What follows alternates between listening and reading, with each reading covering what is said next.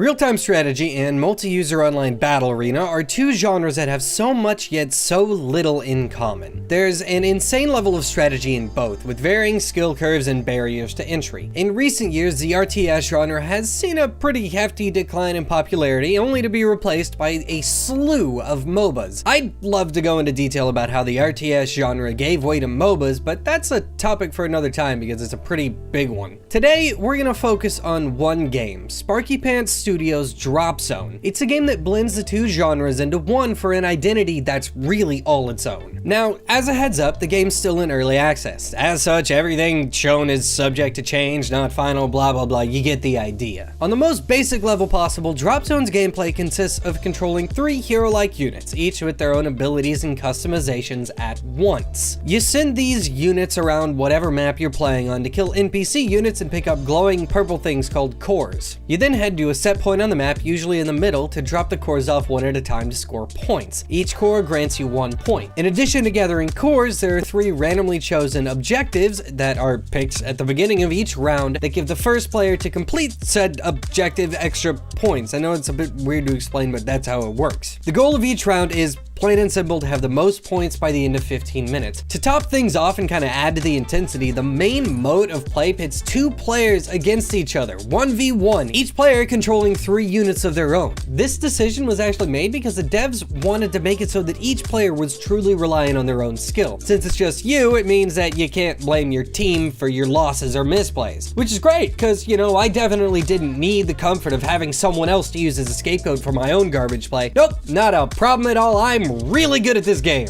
The most frequent thing you'll hear about Dropzone is that it's the best of both worlds. And you know, I can't really argue with that, to be honest. It's fast-paced and plenty frantic, but never too frantic.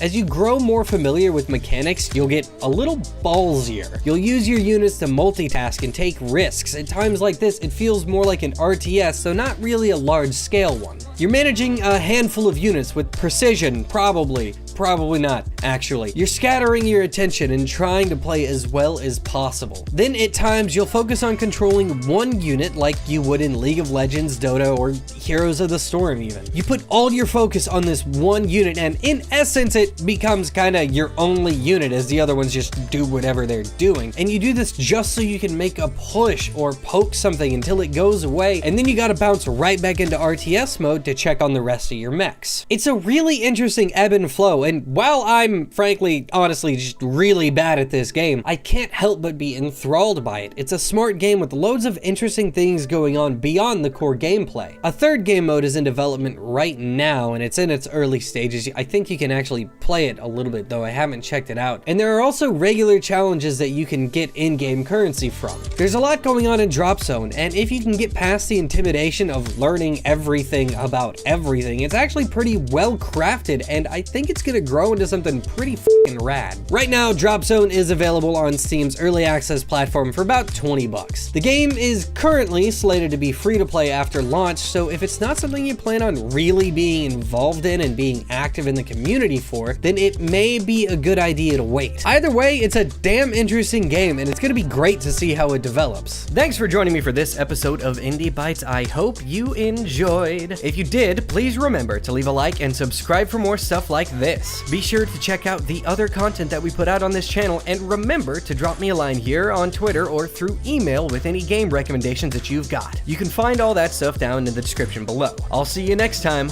Bye!